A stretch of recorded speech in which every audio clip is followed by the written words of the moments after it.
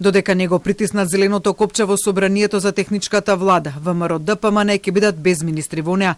Ова денеска на најголемата опозицијска партија и го порача премиерот Димитар Ковачевски, коментирајќи ја можноста позициите на опозицијата во техничката влада да останат без конкретни имиња. Според него, во светот не постои пример политичка партија да учествува во влада, а да не гласа за неа. Сметам дека ВМРО ДПМН согласно закон, исто како сите други политички партии кои се повикани да имаат министри во техничката влада, треба да ги даде своите кандидати и да гласа за таа влада.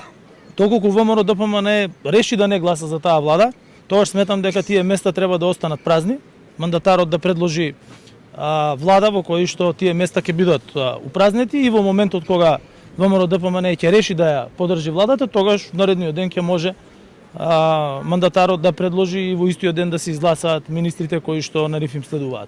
ВМРО ДПМН експресно му одговори на Ковачевски дека правото не познава предлози за министри празно место, оценувајќи ја неговата изјава како ефтини трикови и надмудрувања.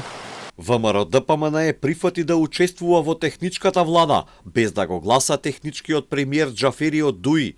ВМРО ДПМН останува на истиот став и имињата на министрите и замениците, согласно законот, ќе бидат предложени наредната недела. Останува на власта дали ќе одбере да го почитува законот или истиот ќе го крши, што само ги открива и позадинските намери за загрозување на изборниот процес, што е доказ за огромната доза на нервоза кај власта во заминување.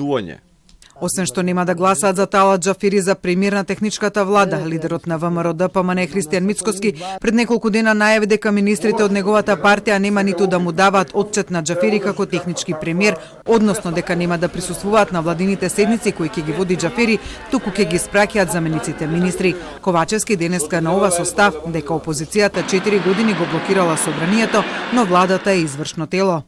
Од нивниот пристап во собранието видовме дека тие беа дел од собранието во последните 4 години во кои што единствено што праве блокира, доаѓаа за да блокираат, не доаѓаа за да работат. Владата е извршно тело во кое што тие кои што се членови на влада мора да бидат ангажирани во текот на целиот ден за да може да ги сервисираат обврските кои што ги имаат.